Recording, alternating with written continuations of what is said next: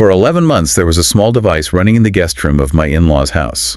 Yeah. And the text never actually explains what that device was or why it was running. It just sits there. Right. It just sits there at the opening of the essay, like this constant mechanical hum in the background. It acts as this brilliant, almost cinematic anchor for the 11 months of absolute turmoil that followed. Because, I mean, the narrative we're examining today, it isn't just a story about a grieving family. No, not at all. It is genuinely a masterclass in the mechanics of conflict resolution and the strategic use of silence. Yes, and the protective power of impeccable documentation. Exactly. So to set the premise for you all, the timeline of this central conflict is just stark. A mother dies on a Tuesday. Tuesday morning, yeah. Right.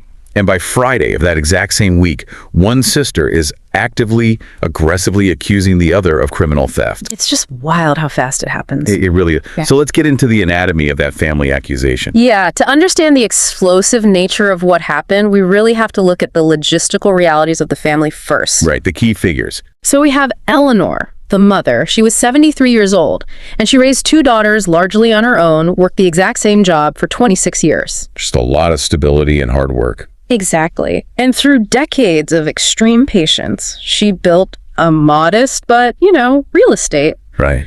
And she planned to leave it equally to her two daughters, our narrator and her sister, Diane. But like in so many families, the geography dictates everything that follows. Oh, absolutely. When Eleanor receives a terminal diagnosis giving her about 8 months to live, the burden of her care simply cannot fall evenly. The narrator lived 40 minutes away from Eleanor. Which is close enough for daily visits. Right. But Diane lived 3 hours away. Right. So that distance meant the narrator inevitably just absorbed the daily, grinding bureaucracy of the illness. Yeah, and we all know what that looks like. Oh, for sure. It is not just sitting by a bedside holding a hand. It is navigating the healthcare labyrinth. The endless phone calls. Yeah, exactly. Spending hours on hold with insurance companies, managing these complex medication schedules. Setting up transport. Right. And paying an endless stream of medical bills. Which is precisely why Eleanor made this deliberate, highly practical decision to add the narrator as a joint account holder on her checking account. It just makes sense. It was the only way to keep the machinery of her life running. And it's crucial to note this wasn't done in the shadows. No, not at all. Eleanor made this decision clearly, with her attorney present. It was a legally binding modification. And Diane knew about it. Completely aware of it. Diane even agreed at the time that it was, the only practical solution. Right, the transparency was absolute. Yes. But then we reached the flashpoint. Eleanor passes away on a Tuesday morning in March. Both daughters are in the room. A profoundly sad moment. Yeah, they share that devastating moment of loss. But the grace of that shared grief, it evaporates almost immediately. Almost instantly. Just 4 days later, Diane begins a highly coordinated whisper campaign. She doesn't just casually mention a vague concern to her husband. She works the phones. She calls their Aunt Patricia, then cousin Robert. The neighbor. Yeah, the neighbor. She calls 2 of Eleanor's oldest friends, and even a cousin the narrator hadn't spoken to in 6 years. And her message to all of them is identical.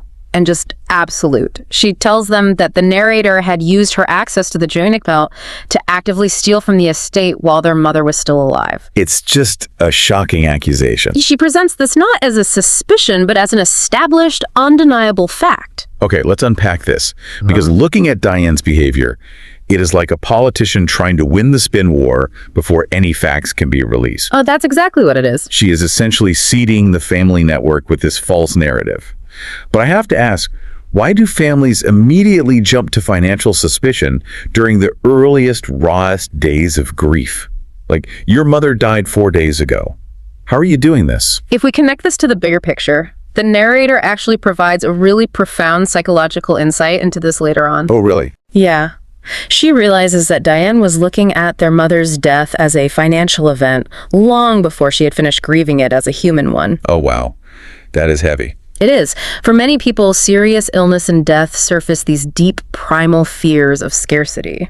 It's this sudden panic about being left with less. Right, the fear just takes over. Exactly. That financial terror can completely override the natural grieving process, displacing the sadness with this hypervigilant, aggressive paranoia. It's a tragic displacement of emotion. Yeah. And human instinct, when you find yourself on the receiving end of an attack like that, it just screams at you to fight back. Oh, of course. When you hear that someone is spreading loud lies about you to the people you love, your immediate impulse is to pick up the phone, call Aunt Patricia back, and scream she's lying. You want to match their volume. Exactly. Yeah. But the narrator chose a completely counterintuitive path here. She did. Advised by an estate attorney named Margaret, the narrator made the hardest choice possible. She decided to do absolutely nothing. Nothing at all. No defensive phone calls. No screaming matches. When family members eventually reached out to her, clearly uncomfortable about the rumors, she just offered a calm, repeated assertion. Which was? She just told them that she kept records of everything and the bank records would reflect the truth. And then she simply waited.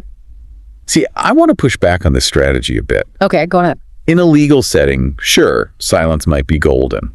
But in the actual court of public opinion, especially within a family dynamic, silence is a vacuum. Right. And people tend to fill vacuums with their worst assumptions. So, isn't silence almost always interpreted as an admission of guilt? It's a huge risk. It must be sheer agony to sit there, knowing your reputation is being shredded and choosing not to defend yourself. It's almost like the martial art of Aikido. I like that analogy. Yeah, using the opponent's aggressive momentum to defeat them rather than striking back. But how does someone withstand that? What's fascinating here is that Margaret the attorney specifically advised against positioning oneself defensively. Why is that? Because of how human behavior is interpreted. Margaret warned that a judge, or even family members, can immediately feel the visceral difference between someone frantically defending against an accusation and someone who simply kept meticulous records as a matter of personal integrity. Frantic defense, even when you are totally innocent, often mimics the behavior of guilt. You sound panicked. Right, you sound like you're hiding something. Exactly. But quiet documentation, on the other hand, projects this immovable confidence. And the narrator could project that confidence because she wasn't faking it. She had actual calm, and that calm lived inside a physical, tangible folder. The secret weapon. Yes. Inside this folder, she had a running notebook log for her entire 14-month tenure. Date, amount, purchase, receipt attached. Every single transaction. Every pharmacy run, every grocery delivery, every single copay. And what's remarkable is why she had that folder. She didn't create it because she was paranoid or expecting a legal battle. Right, it wasn't a defense strategy originally. No, she did it because Eleanor specifically asked her to. Eleanor believed deeply in documentation, so the folder was just a natural expression of good character. Did you do the right thing? Exactly. If you manage someone else's money, you keep a record so you can look them in the eye and account for every dollar. It really is the ultimate shield. But this silence was only effective because a definitive truth was already making its way to the surface. Yes. And the absolute irony of this entire narrative is that it was Diane who summoned it. This is the twist. This is where the strict, emotionless mechanics of banking algorithms turn the story completely upside down. It's so good. So while Diane is busy building her case in the court of family opinion, she formally contacts the bank to request the complete account history. Right, to prove her sister's theft. Yes, she wants the printed proof, but she miscalculates one crucial detail. Because the narrator was legally a joint account holder, the bank's automated system generated dual copies. Just a standard compliance regulation. Exactly. The bank automatically mailed the narrator a copy of everything they sent Diane on the exact same day. So both sisters received this massive stack of financial history. And when we look at what those statements actually showed, the picture becomes crystal clear. What did it show? For the 14 months the narrator was on the account, every single transaction perfectly matched the medical and caregiving receipts in her physical folder. Wow. Flawless. Not 1 cent went to her personally. The paper trail was absolute perfection. But the bank statements didn't just cover those 14 months. The bank provided a broader history, and that revealed the real shocker. Yeah, it did. The statement showed that in the 8 months prior to the narrator taking over a period when Diane was helping manage things remotely, Diane herself had made a series of unexplained, unreceipted transfers. Direct from Eleanor's savings account to an external account. Here's where it gets really interesting. Did Diane genuinely forget she made those transfers? Right, it's a huge question. Or did she request the records, hoping to bury her own paper trail by launching a preemptive strike against her sister? The source material handles this with a lot of maturity, actually. The narrator explicitly refuses to guess Diane's motives. Oh, she doesn't speculate. No, she says, we genuinely do not know if it was intentional theft or just incredibly poor record keeping combined with, a tragic lack of self-awareness. Right. Diane might have truly convinced herself she was owed that money, erasing the transfers from her memory. But the irony is undeniable. The very document she requested to destroy her sister became the document that raised questions Diane could not answer. It's poetic justice. And then the narrator sat on this explosive knowledge for 10 agonizing days. Just waiting. She didn't call anyone. She just let the legal process move forward naturally to this quiet, devastating climax. Which takes place in the office of the estate attorney, Mr. Oze. Yes, and reading the description of this confrontation is fascinating. It's like the ultimate anticlimax. If this were a movie, this is the scene where a bomb goes off. Someone slams a folder on a mahogany table. People shout. Right, a dramatic confession. Exactly. But instead, it's like a bomb being diffused with a tiny pair of tweezers. There was no shouting, no slamming of documents. And that methodical takedown is a highly effective legal strategy. Mr. Oze operates this way deliberately. How so? Well, if you present facts emotionally, you give the opposing party an emotional hook to grab onto. They can argue with your tone. They can call you aggressive. Right, and deflect from the facts.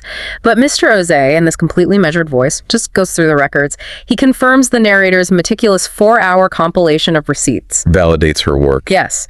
And then he simply turns to Diane's transfer history. Oh boy. He reads the dates, he reads the amounts, and he just asks her for supporting documentation. And what happens?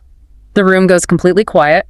Diane asks for 2 weeks to check her records, but ultimately she fails to provide an explanation. She has nothing to fight against because there's no emotion in the room, just the numbers. Exactly. So the resolution of all this, 7 months later, the estate is finally settled. A long process. Yeah. The narrator gets her intended equal half, plus an adjustment that reflects Diane's undocumented transfers. Right. And Patricia actually calls to apologize. Yeah. And they slowly start rebuilding their relationship. No. But the narrator and Diane never speak again. Never again. I have to ask, though, does this really feel like a victory? That's a tough question. Right, because the narrator lost her sister permanently. Her reputation was dragged through the mud for months. Yeah. Even when you win, the damage is just, it's done. This raises an important question, and the narrator's own words from the source address it perfectly. She explicitly states that she didn't feel victorious. No, she felt tired.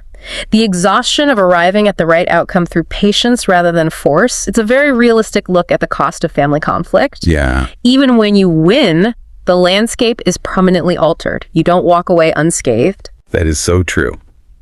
Which brings us to the final section. The narrator explicitly listed 3 overarching lessons for anyone going through a similar nightmare. And these are the core takeaways for the listener today. Absolutely. What is the first lesson? Lesson 1 is documentation as integrity. Keeping records isn't about paranoia or expecting betrayal. Right. It's about clarity and respect for the person whose affairs you are managing.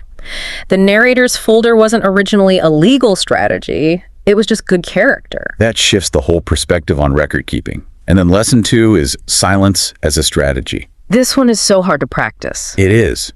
Because we think being louder makes you righter. But a battle fought loudly in the court of family opinion rarely produces truth.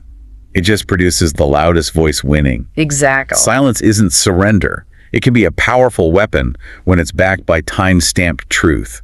You just let the lie exhaust itself against reality. Beautifully said. And that leads to lesson 3, the distortions of grief. The narrator attempts to understand Diane's actions here. Not to forgive her, but to understand. Serious illness surfaces old resentments and this primal fear of being left with less. So what does this all mean? I want to ask you, the listener, directly. Are we capable of separating the financial realities of death from the human loss? It's so difficult. It is. How do we prevent our own grief from turning into greed? Well, it requires acknowledging that carrying anger at someone who has, as the narrator put it, already lost the most important argument they ever made is just a heavy burden. Diane already lost everything. Right. The narrator's choice to let go of the anger was the final step in protecting her own peace. So to summarize all this value for you listening today, if you are ever falsely accused, you don't have to be louder than the lie. No. You just have to be more patient than the person telling it. Keep your records, Keep your composure and trust the truth to surface. I want to leave you with one final provocative thought, building on the narrator's observation that people will construct alternate realities to avoid facing uncomfortable truths about themselves. Okay. If we are all so remarkably capable of constructing false narratives about others to protect our egos, what comfortable false narratives might you be constructing right now about your own past actions? Oh, well. And what would the objective bank records of your life actually reveal if they were suddenly printed out for everyone to see? Man, that is a heavy question to chew on. Thank you so much for joining us on this deep dive. Take some time to mull over that final thought, and we will catch you next time.